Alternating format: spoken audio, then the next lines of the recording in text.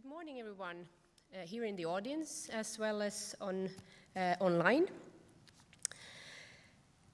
And welcome to the final day of Aboagora 2021 and the Fire team. This is also the first and only AGORA we have today, AGORA talk. And it's my honor and pleasure to welcome Professor David Bowman. Professor David Bowman is a professor of pyrogeography and fire science and the director of the Fire Center Research Hub at the University of Tasmania in Australia. Bowman is developing the transdisciplinary field of pyrogeography through numerous collaborative research programs. He explores the relationship between fire, landscapes, and humans, and is widely acknowledged as one of the world's leading fire scientists. So we're very happy to have Professor Bowman here today. Over the last decade, Bowman has produced more than 170 peer-reviewed papers, 2 books, book chapters, and many other types of publications and reports. After the talk, we will have the opportunity to discuss the fire thinking and fire beings in more depth with Professor Bowman, who is with us on link. So if you have any questions, keep them in mind, and then also online, post them online if you have any comments. But with no further ado, I would like to welcome Professor David Bowman, and we will open the talk here, which is pre-recorded. Hi, I'm David Bowman, and I'm talking to you from Tasmania. And what I want to talk about is really how to think about fire and to try to convince you that on this planet there are a collection of fire beings, us. And the problem is that our fire behaviour, the way we're relating to fire, is meaning that the world as we've constructed, it is ending. So there's a lot to get through, a lot of ideas. But let's think about this. How can I say the end of the world as we know it? And I was reflecting on that it was a very provocative statement to have in an abstract for a talk to a group of people on the other side of the world who I don't know. And I felt a degree of remorse or regret, possibly, that I was being too extreme. But actually, if you look at the media, and I've just got a snapshot here of a couple of stories from The Guardian and the New York Times, basically they are conveying that it is the end of the world as we know it.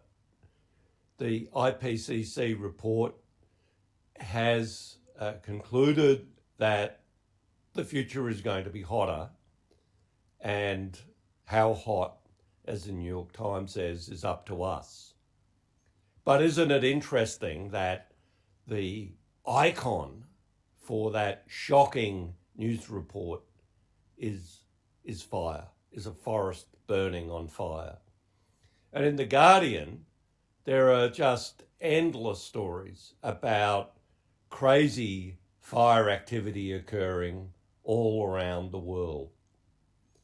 And what this is really related to is that the IPCC, which is I would argue, a very conservative body made up of representatives of governments from around the world to find a consensus, which is an interesting word in itself, about climate. And climate is highly politicised, so getting a whole lot of representatives of government to find a consensus around climate is obviously ambitious, challenging. And the IPCC's recent report that's just been released has basically said that we can now discard climate change denial that human influence on the climate is real and that the climate is unprecedentedly different, certainly in the last 2,000 years, and in the fine print, maybe in the last 100,000 years, and maybe in finer print in several million years. But even if it isn't different in the last 100,000 years, or about the same as the last interglacial, which was 100,000 years ago, the time about now, between the glaciations, a similar climate to now, even if it's the same, you look at the trajectories of the climate and the fact that we're burning fossil fuels like there's no tomorrow means that we are transiting away from an older climate and we're going into a new unknown climate. And as I said, the media likes to use fire as an emblem of this change. And that leads nicely to the thought of Anthropocene fire, or what Stephen Pine, the American fire historian, talks about, the Pyrocene. And you may know of this idea that we are technically, strictly in the Holocene, and the Holocene is the period of Earth history, which is interglacial, the warm period between glaciations. And it's been suggested that human impacts on the environment now are so massive and global and pervasive that we can't consider ourselves living in an interglacial anymore. We're living in a completely different sort of period of Earth history, one that has been created by us. And if you look at this image, it has all of the elements of the Pyrocene and the Anthropocene all wrapped into one. And what is this image? This image is a coal mine fire. In the background is a coal-fired power station in the state of Victoria in Australia. It produces electricity. It burns brown coal. The brown coal is basically a swamp forest from about 10 million years ago. You can see the impressions of leaves. In fact, you can find whole leaves and logs in these brown coals, as they're called. They're not very well developed coals because it's so recent. And so you've got electricity, energy, coal, but the coal's on fire. Or why is the coal on fire? The coal's on fire because that particular day in 2014 was extraordinarily hot, and there were ignitions, human ignitions, I might add. And those human ignitions started fires, and then sparks blew into the coal mine.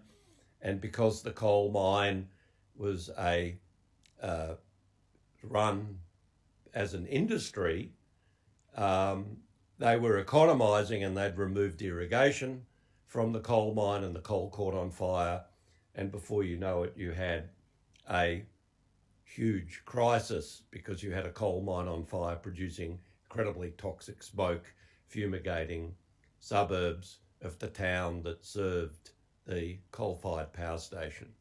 So a really nice example of the Anthropocene, of humans messing around with coal, producing climate change coming back like a boomerang and smacking us in the face and creating, in fact, more greenhouse gases to drive more climate change.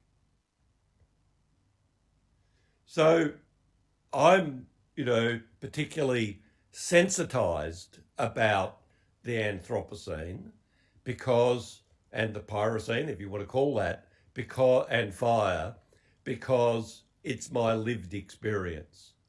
In the what are called the Black Summer Fires of 2019-20, 7 million hectares of eucalyptus forest, about 40% of the entire coverage of the eucalyptus forests of Australia and therefore the world, because the eucalyptus forests are endemic, they're restricted to Australia. 7 million hectares were burnt in the most crazy climate-driven fire event. And that crazy climate-driven fire event all came back to extreme dryness, drought, and extreme fire activity that made fire seasons of the past look like a walk in the park. There were a lot of very, very strange things about the Black Summer bushfires, as we call them. Not only was there an incredible area burnt, hugely unprecedented, but also, that, as you can see in this graph, but also the number of Pyrocene B events skyrocketed. So what is a Pyrocene B and why is that important? I'll talk about these a little bit later, but a Pyrocene B is basically, I would say, the clenched fist of climate. It's an absolute act of climate assertion. It's asserting itself. What do I mean by a clenched fist? Well, literally, clouds punch into the stratosphere 10 or 15 kilometres vertically.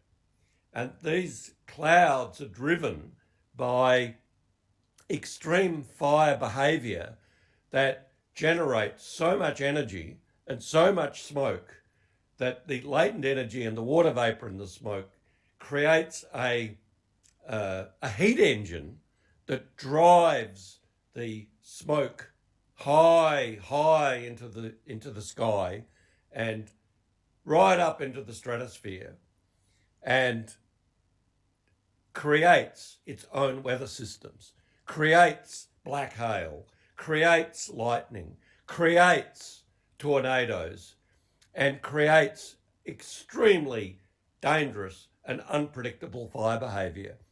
Pyrocene Bs, as you can see here in the Australian record, were very, very rare. So in the 1980s, there weren't any records. And then they grumble along, and it was sort of like a career highlight if you were a fire scientist to see a Pyrocene B. And suddenly we are being given Pyrocene Bs in spades. They're happening all over the world. I like to see that as a clenched fist of climate change, punching up into the sky, literally terrorising and subordinating us, the humans that have messed around with the Earth system. Now, this fire event, which was created, the Black Summer fire event, it only, and I respectfully say, only killed 33 people, which is actually a very low body count. But actually, that was disguising the fact that it killed over 100 people. It's been estimated around 140, 150 people were killed by the smoke. And that explains the absolutely crazy, unprecedented health costs of those fire events, around 2 billion Australian dollars. And we're seeing smoke pollution now all around the world. You would have heard about the fires on the west coast of the US transporting smoke to New York City.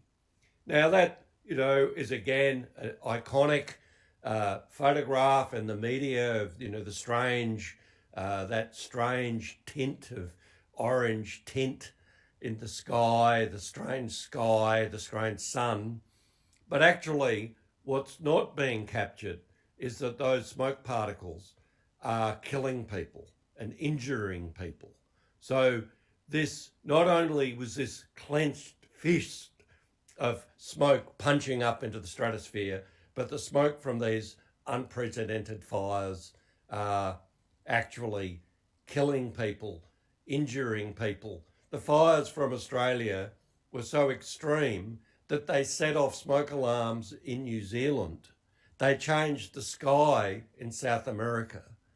And we're seeing this again and again and again and again in the Anthropocene. We're seeing fire changing the world. And I just looked at the BBC website today, and look at that graph. Boom, there it goes. These unprecedented. They're saying something like, 8 or 10 times above average fire activity. What's it being driven by? It's just like the fires in Greece. It's being driven by extreme, strange climate, dryness that is creating landscapes to burn. And of course, for people in Finland and the boreal forests, we call them, the great conifer forests of the Northern Hemisphere, have always been something of, I suppose for me, an enigma, that they just were this vast, endless supply of wood fibre, maybe this sense that, there really was this endless capacity of nature to tolerate humans, that these forests would always be there. They were so much bigger than they're spanning the whole of the Northern Hemisphere, this massive expanse of forests.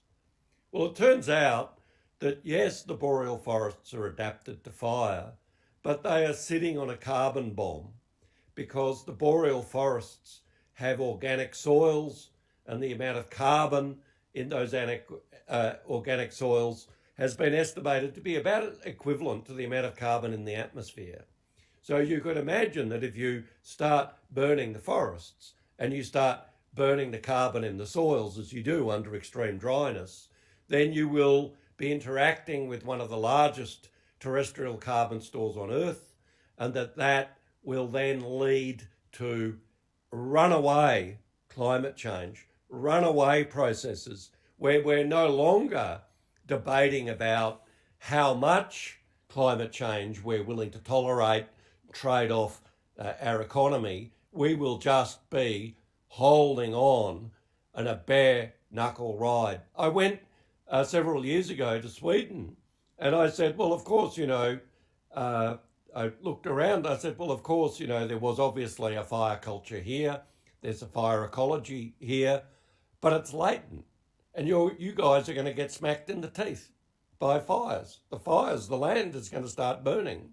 And sure enough, after I left, it did. And it has, and it will. And that's the problem that we can see today, again, taken from the BBC, estimation of the carbon emissions from the fires currently burning in Siberia, which are affecting the entire Northern Hemisphere. Smoke is now being trapped in the North Pole, which is exactly the same thing that happened in the Australian fires. Smoke would waft down and get trapped in the polar cell above Antarctica. These things have huge consequences on the behaviour of the Earth system. So what is fire? And how about I ask a bigger and a deeper question, what is life? And you might say, why is he asking that? Well, this graphic that I saw in Nature recently about the life cycle of COVID-19, the virus, look at the complexity of this little viral particle infecting a cell, commandeering a cell, transforming the behaviour of the cell to reproduce more of the viral particles. Well, you want to know something? Biologists would argue that that virus and that choreographed behaviour of that virus is actually not alive. They would argue it doesn't actually meet the standard of life it's actually a biological process. But if you actually apply that logic, then you could actually equally ask, well, what is fire? Is fire like a virus? Is it not alive, but has behaviours like life, and most importantly, coupled to life? So that raises lots of interesting questions about how we should think about fire, because if we're going to coexist with fire, and we're going to coexist and adapt to climate change and climate-driven fires, then we have to be able to think about fires. So what I want to do is just rehearse some ideas about fire and about how to think about fire. And I want to demonstrate to you that fire is probably as bewildering and as complicated and as profound and as important as a virus. And as a pandemic, we are experiencing a global fire crisis. So you could argue that fire is just a physiochemical process. It's obvious. It's just physics and chemistry. That's all fire is. It's fundamentally just a process. Well, some genius decided to do a very simple experiment in a spacecraft. What they did is that they allowed a flame to burn in a experimental setup in the spacecraft. And one of the things I might add, because I've spoken to people who've worked for NASA, one of the absolute fears astronauts and rocket designers have is a fire in a spacecraft, because in a sense it's emblematic, because we've got a fire in this Earth. Imagine how catastrophic a fire would be in a spacecraft. What they found when they did that is that a flame without gravity and without the complexity of the turbulence of an atmosphere, a flame is not a flame. And so a flame, when you see a fire or a candle, if you imagine that you went to another planet which had a different gravity or a different atmosphere, even though it could have combustion, the behaviour of the fire, the look of the fire, the feel of the fire would be very, very different. We know that because we've done the experiment, the simple experiment of having a flame in space. So one of the weird things, the unexpected consequences of satellites, that when they first put satellites up, there were two primary motivations: spying and weather forecasting. And one of the things the engineers had never considered when they were looking back onto the Earth would be to see fire, because we did not know that the Earth had a tempo, a cycle, a metabolism of fire activity. And these two pictures of the Earth, one in January, which is the Southern Hemisphere summer, the Northern Hemisphere winter, and one in the Southern winter and the Northern summer, you can see that fire activity has a seasonal cycle, a pattern, changes, it's got a geography, and that's why we use the word pyrogeography. There really is a geographical pattern that can be studied and related to biomes and to vegetation and to climate. So fire is entwined in the biosphere. But more crazily is that fire is deeply entwined in the evolution of organisms. These are eucalyptus trees. Eucalyptus trees are famed for their capacity to bounce back after being burnt. So this is a forest that's being burnt, and what the eucalyptus trees are doing is they're rebuilding their canopies. And they do that because they're all across their bodies, under their skin, they have these little teeny buds that, as if correctly stimulated, after a fire, the buds develop into branches and leaves, and a eucalypt forest will look denuded, and then it will go into this incredibly strange leafy covering, and then eventually the branches will rebuild and it will turn back to look just like a normal tree.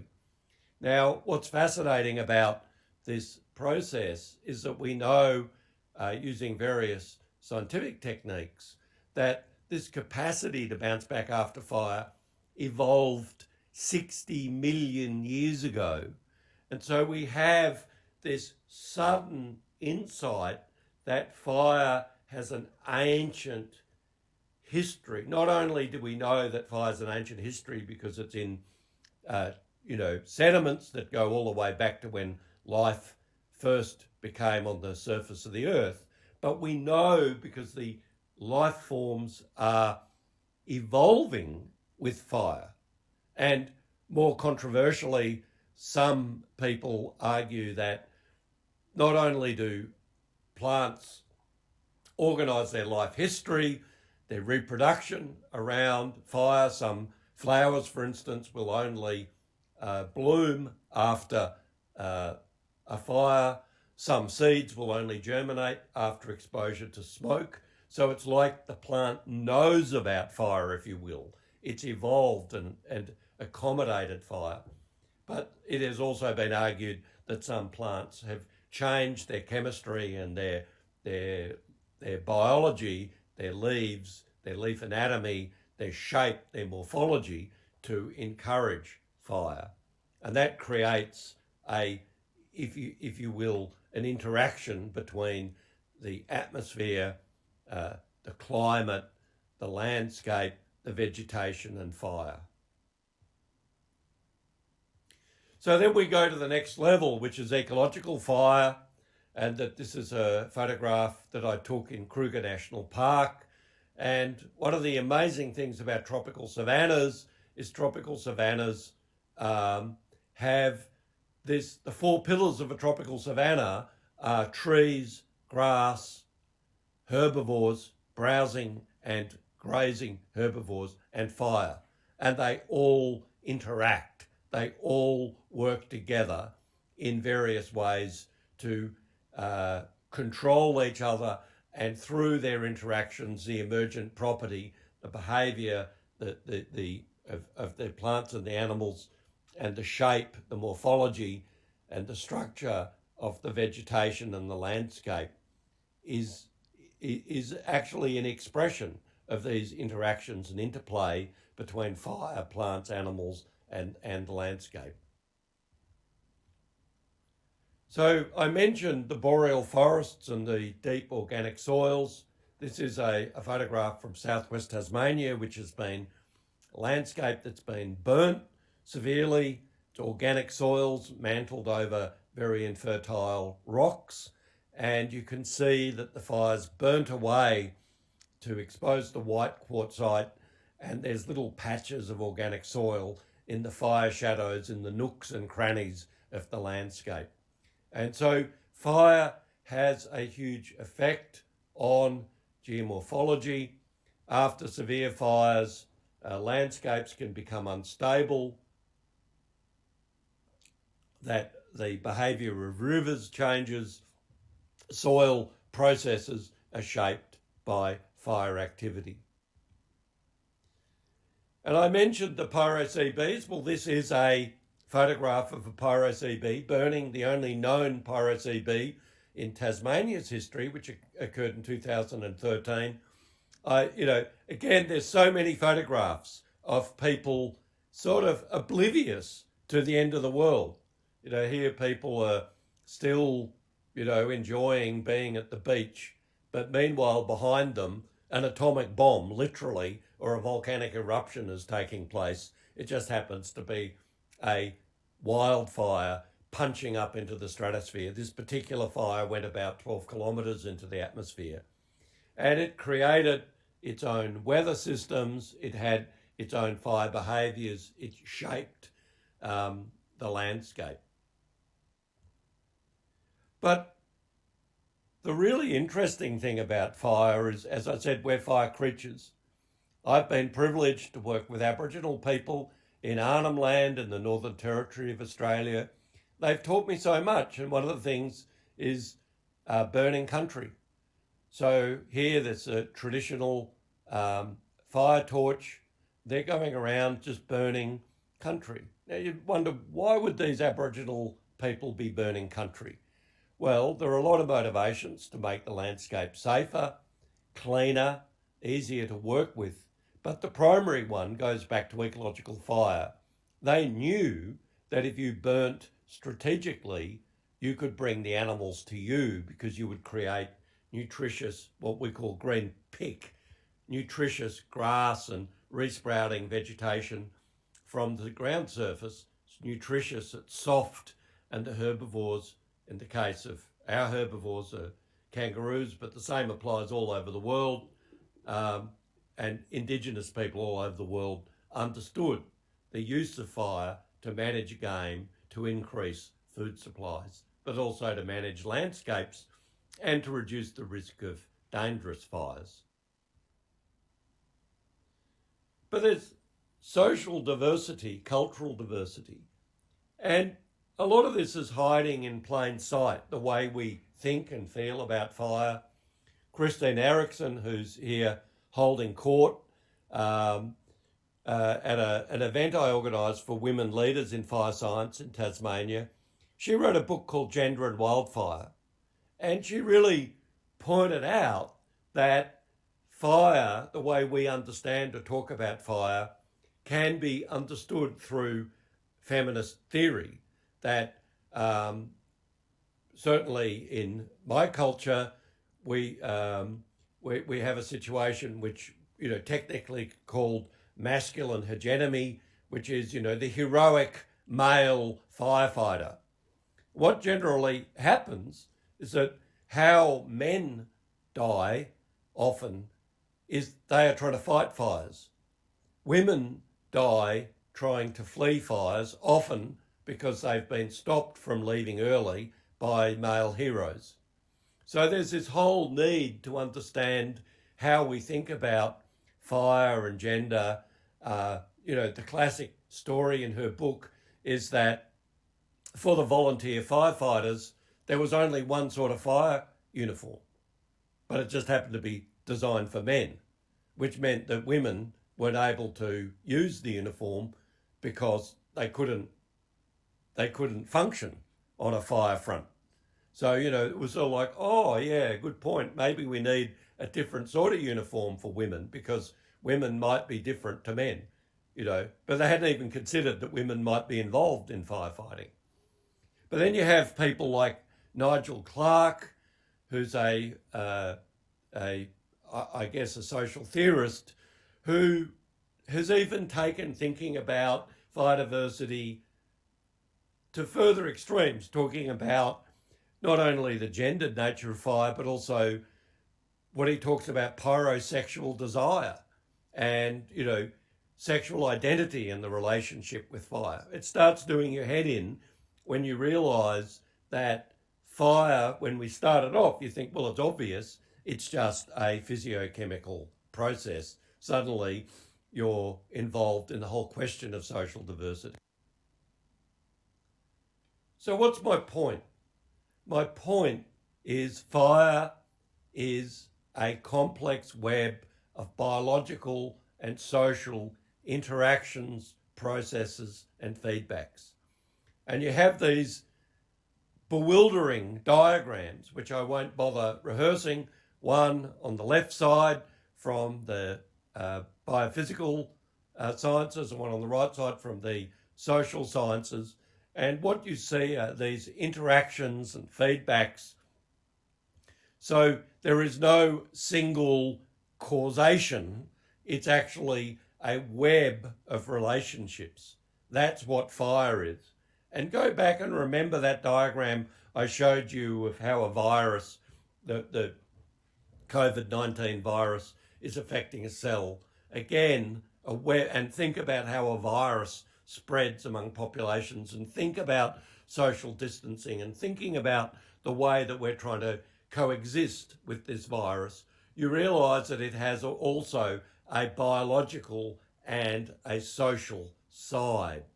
So that's, really I think there are some very strong parallels between a virus and fire because it's contagious, it can grow exponentially, it has a behaviour, it has a logic, and it has an interaction with social beings. So fire is a complicated and critical Earth system process. And this is an example of all of the, from it affects the sea, it affects mountains, it affects glaciers, it affects animals, plants, soils, rivers, the atmosphere, everything. It affects the Earth system. It leaves traces everywhere. And this is very worrying because if you start messing around with fire and if you start messing around with climate, then you could quite possibly get a runaway feedback where you're no longer in control. And that is the question left hanging by the IPCC report. Can we actually control this thing, or are we like the folk in Chernobyl who are stress testing a nuclear reactor, not considering that they may lose control of it and have some very, very substantial downstream consequences? That's the position I would argue we are with fire, climate change, and the Earth system. So how do we make sense of this? As I said, well, how do we think about fire? Well, what I would argue is you need a diversity of perspectives. And this is an example of pyrogeography and fire science, which I'm a professor of, is that really to do my job, you've got to have an interest in biology and physical science, society and culture, atmosphere and space, not only geographical space, but also space, because it involves remote sensing, looking back from outside the Earth back onto the Earth. And you can see here lists and lists and lists of extremely well-established disciplines. And I'm not arguing that mathematical modelers or chemists or foresters or people in the creative arts or disaster management or politics need to stop their day job and become pyrogeographers. What I'm arguing is that the skill of a pyrogeographer is to collaborate and to have crosstalk amongst all of these disciplines to create a complete understanding of fire on Earth. Why do we want to think about fire? Why do we want pyrogeographic thinking? Because pyrogeographic thinking leads to pyrogeographic practice, and pyrogeographic practice leads to pyrogeographic outcomes, which is basically allowing fire and humans to attain some sort of sustainable relationship. We can't snuff out fire. We can't eradicate fire, just in the same way we can't eradicate viruses or most viruses. We have to learn to exist with them, to adapt to them, to understand that there are certain things we can and can't do, because if we cross lines, we get smacked in the teeth. So the sorts of things that pyrogeographic thinking can help us with is redesigning the way we live, thinking about smoke, thinking about houses burning down, thinking about maybe, living in the woods is not such a smart thing. Maybe you've got to actually have what's called defendable space. Maybe we've got to start preparing for lots of smoke, which is going to go with lots of heat waves. So how we're going to survive climate change is that we're going to have to start adapting to these different, to these new challenges, that we're going to have differences in our landscapes, differences in our cities, and that through that thinking that we're going to have maybe green halos.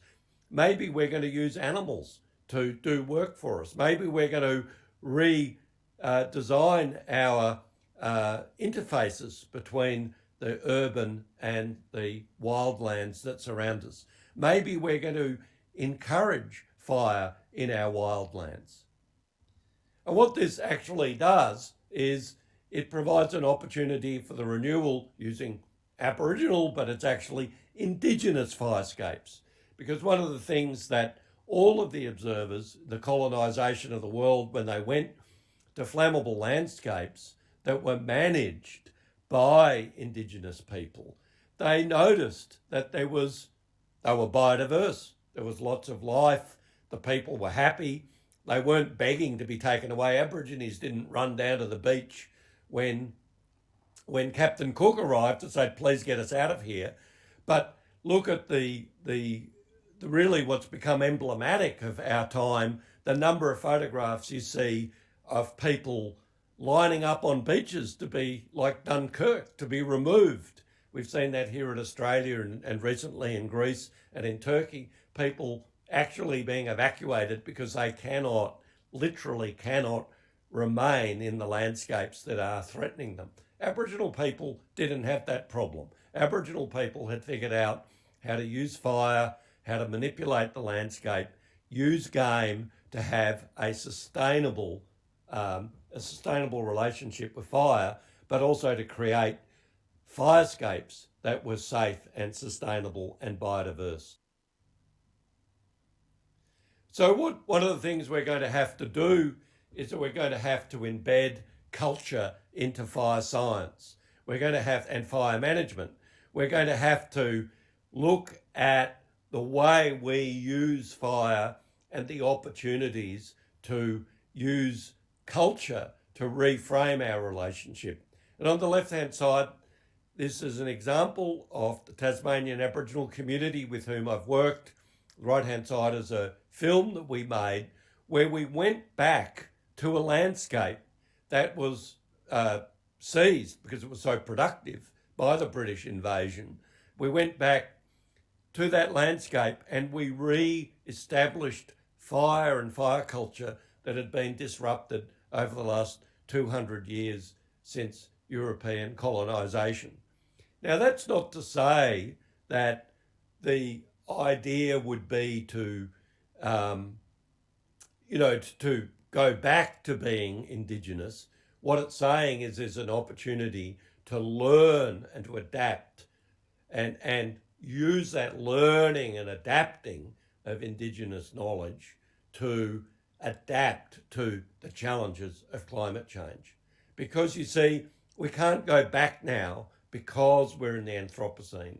We're powering into this hotter and more dangerous environment. But what we can do is take wisdom from Indigenous people and apply that wisdom to create a new culture. And the Aborigines of Tasmania are really interesting because their culture was so severely impacted by, the genocide and the colonisation. And I always like to say, we can get lost in what is the story. It's the story, connoisseurship. It's got to be the story, what's authentic. And say, hey guys, it doesn't matter anymore when the Anthropocene. It's not the story, it's a story. It's the fact that there is a story about fire and fire culture. And we have to start making up this story. And I'm certain that people in Scandinavia and in the boreal forests and in Europe are going to have to do exactly the same thing. Although, we know that there was an ancient fire culture, it's probably been lost, most environments, but we can rebuild it and we can remake it. And it's okay. So I can imagine Scotland, where my genes come from, Scottish people can go back and start using fire, managing fire to stabilise the environment as the earth warms.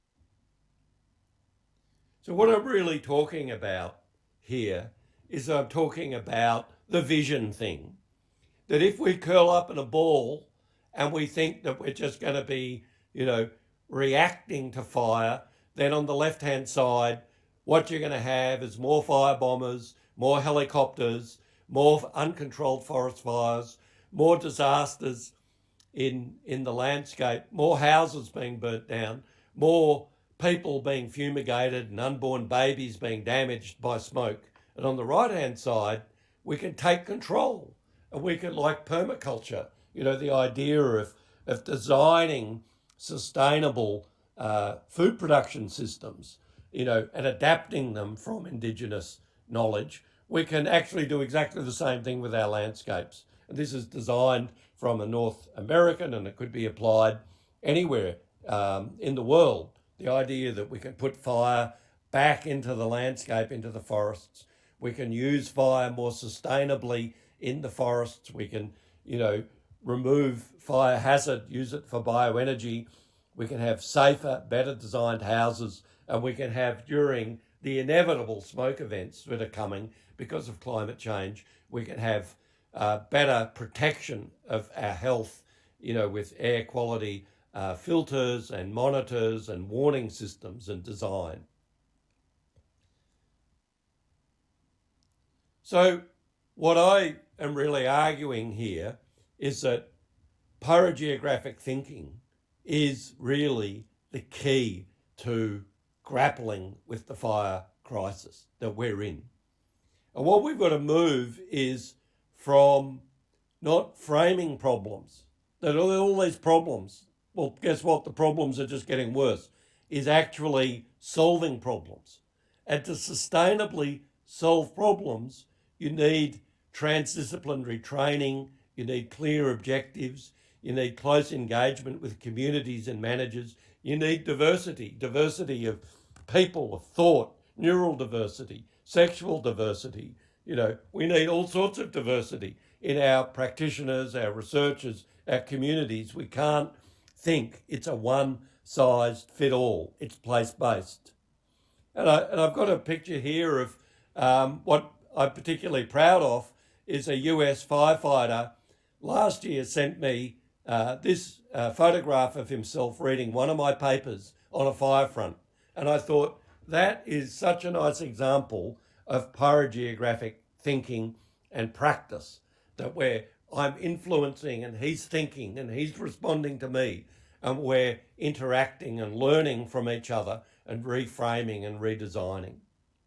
But I want to leave you with my optimistic vision. Yes, the world as we know it is changing and it's ending and we're moving into another world. And it's like some sort of horrendous adolescence that we're going through this transition as we decarbonise, we move into a different world. We will survive, there's no question of that it's going to be different. It's going to be brutal. Hopefully there won't be wars. There quite possibly could be over resources. But we will stabilise and we will achieve a sustainable relationship with the biosphere, with the earth, with culture, because other cultures have done that in the past. We know that. And what I think the place of fire in that is what I have actually in a piece of wood from Arnhem Land, where I've worked with Aborigines. I have this in my office to remind me not to give up hope and to actually think about what I'm doing, affectionately tending the earthly garden with little fires. And affectionately means with emotion, not necessarily soppy or sentimental emotion. It can be with fear, it can be with pride, it can be, with very clear objectives, but it's also with caution. It's really the exact opposite to mechanistic. Affectional behaviour is the polar opposite of mechanistic. The solution is that we have to tend to the earthly garden to survive, to stabilise climate change. And one of the key tools in doing that is using little fires. Thank you very much.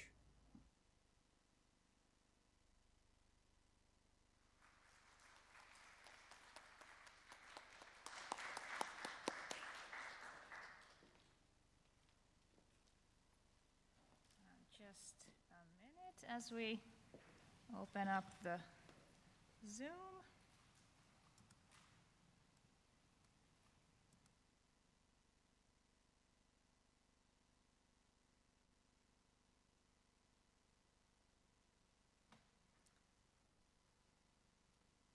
Professor Bowman, now we're ready for the questions. Thank you so much, and I think this was such an insightful and thought-provoking and also scary, but in the end also some glimpses of hope of how we can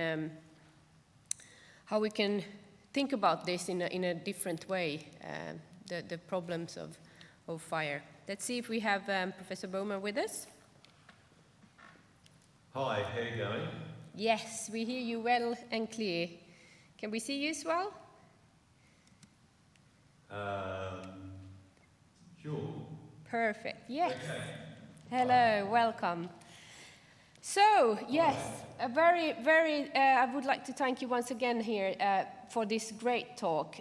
Very insightful, and thank you for leaving us also with some optimistic thoughts at the end. But are there any questions and comments from the audience here? Or even from the chat? If not, yes, we have one over there, thank you. I will repeat the question here for Professor Bowman so we can take it, but please. Hi. A real pleasure to hear your talk. I think that was very powerful, and that sort of moved me on an emotional level as well. Resonated, I think, with most of us here. I wanted to ask a specific question. You mentioned working with Aboriginal communities and Indigenous communities and incorporating this idea of contained bushfires, of managed burning, very much into your own practice. Could you elaborate maybe on the kind of knowledge transfer process there, how you can, on a policy level, I'm thinking, if you've been able to sort of incorporate that into guidelines, into practice, into other areas? I'm asking this question because I'm an archaeologist and I'm working with another region in South America where this kind of practices are also quite common. And also where I see sort of potential for this kind of transdisciplinary collaboration. Okay, good, yes. So the question was from one of our pre-symposium students here, who's a geologist, right?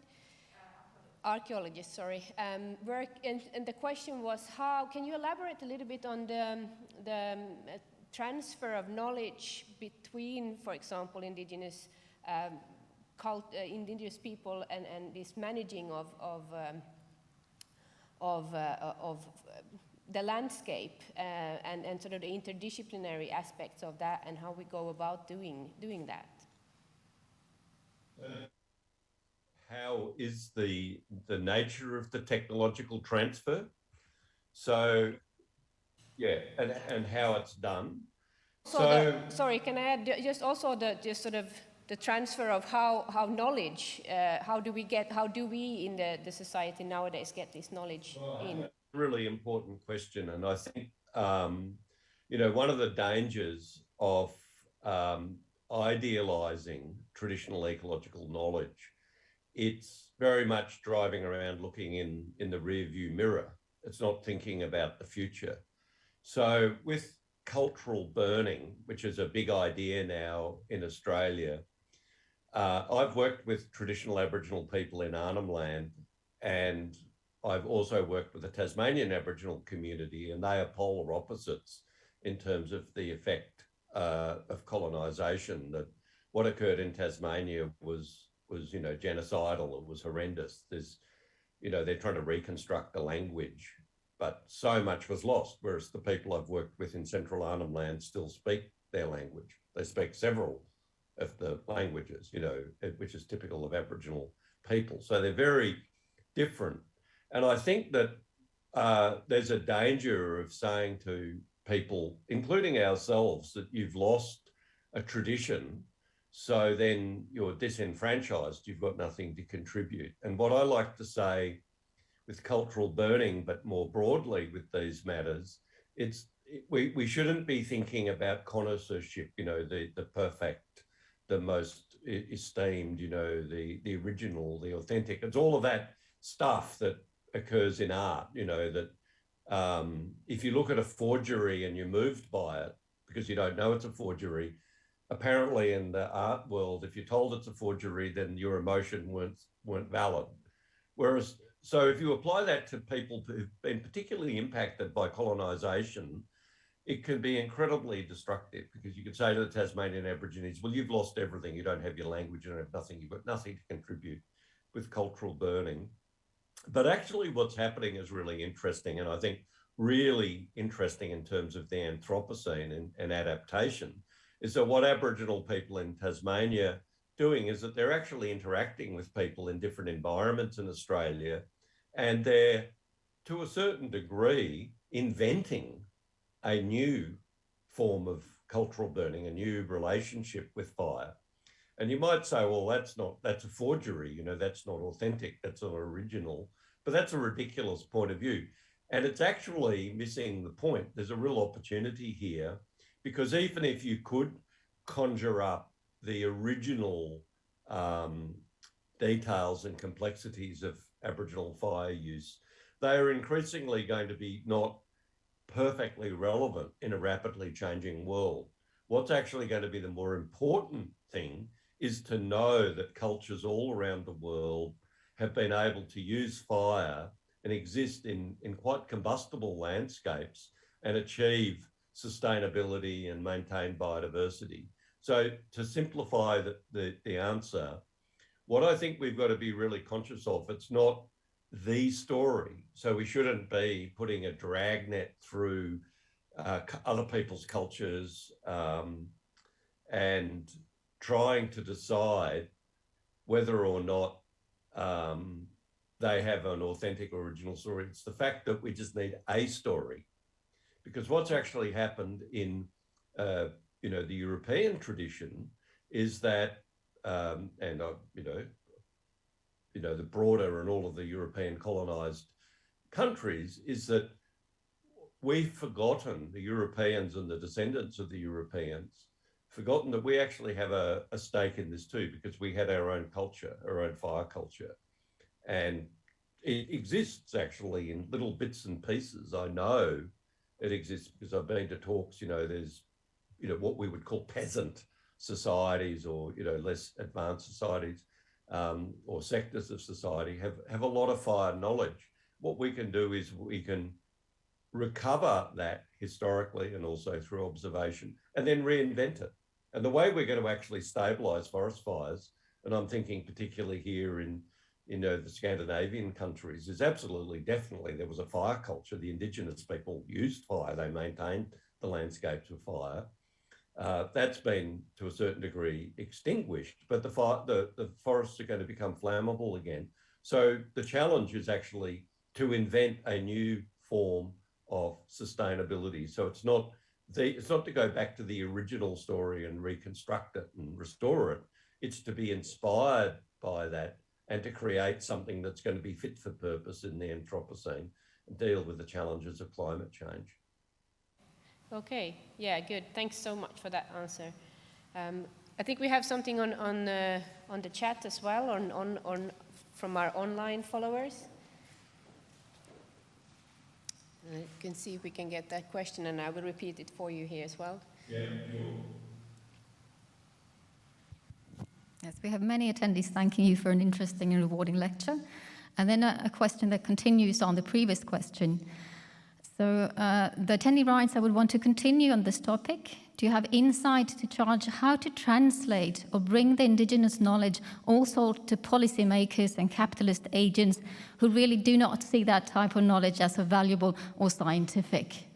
Yes, so the question is how to translate this type of knowledge that we just talked about into policy and into these big corporate businesses and influencers, so that we can that doesn't necessarily listen to this specific type of knowledge and science.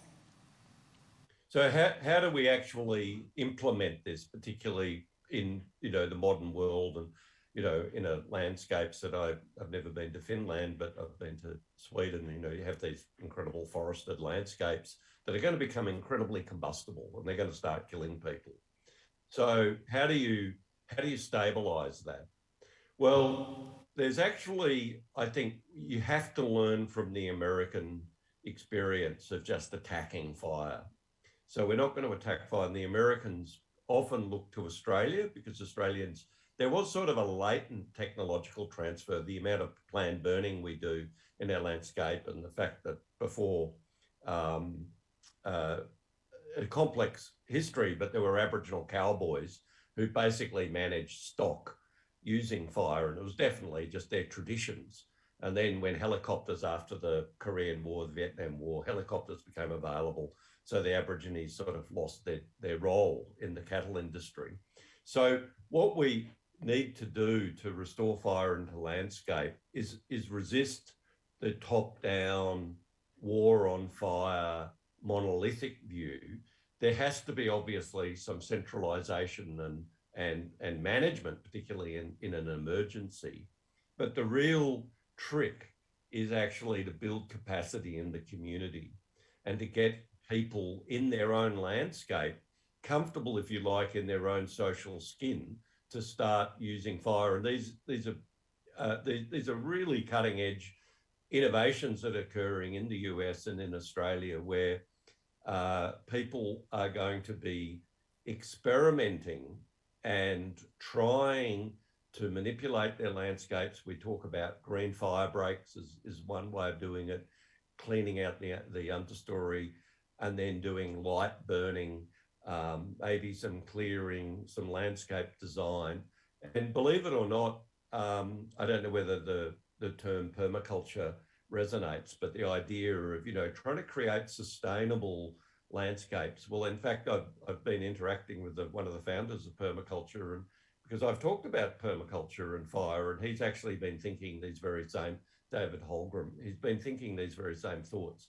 So the way of translating it is we've got to be, here in Australia, we've got to be particularly careful that the cultural burning thing can become very special. And it's sort of like saying, well, that's a special secret.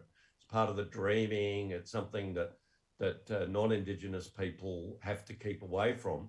And I think that's going to be a real misunderstanding or a missed opportunity. What we've got to do is obviously respect traditional knowledge, and we've got to help Indigenous communities have a real seat at the table in managing fire. But also we've got to be building bridges as a community and as a societies as we adapt to the challenges of all of our forested landscapes around the world are going to start becoming more and more threatened by fire or more combustible by fire. So it's actually that localism and developing a new story and a new relationship with our landscapes and with fire. And, what I'm hoping to do here in Hobart, where I live, and I'm working closely with the Lord Mayor, and it's really interesting. It's like the zeitgeist. People are now coming to me and they're saying, there's a zoo has actually just approached me and saying, oh, well, what we want to do is to sort of have as part of our zoo, we want to have a dimension of fire and cultural burning, and, because we've got some backcountry, what an amazing idea to have little teeny small fires and interpretation about that, and explanation about how the herbivores are coupled to the burning and the Aboriginal story, and try to not domesticate fire, but almost create a new generation of people who are going to be a bit more comfortable with managing flammable landscapes, rather than expecting that the response to smoke or fire in a landscape is to ring ring up the emergency services to get the fire out. We actually have to start, rebuilding our relationship with fire, and it's going to become local. It's going to be really exciting, and, recovery of a lot of knowledge, certainly in the Mediterranean, the folk traditions of using, fire and managing pasture and so on. That all got lost after the Second World War. Well, those things are going to have to be restored. Otherwise, we're going to see these catastrophes that are occurring. So we're on a big exciting journey, and I would just keep reiterating, it's not the search for the authentic. It's actually the opportunity to adapt. This is what adaptation in the Anthropocene is going to look like. And our relationship with fire and flammable landscapes is going to be a really important diagnostic of how well we're adapting. Good. Yeah. So that with those words, I think our time is unfortunately up here now for more questions. But I think that was a nice roundup that we need to establish a new culture and a new relationship with how we deal with this. And I think that is really resonating with a lot of the talks that we've heard throughout the Aboagora here, the relationship with nature and taking fire into that relationship as well. So thank you so much, Professor Bowman, from this talk and the expertise that you're giving us today. And also thank you all to the audience here and online. And we will continue on at 11. We have a lunch break now. Sorry, we will continue on at, 12:30. That's what I'm supposed to say. 12:30, we meet back here because due to the weather, we've shifted the performative session to be taking place here, back at Sibelius Museum. So I'm welcoming everyone back 12:30. Thank you so much, and thank you, Professor Bowman, once again.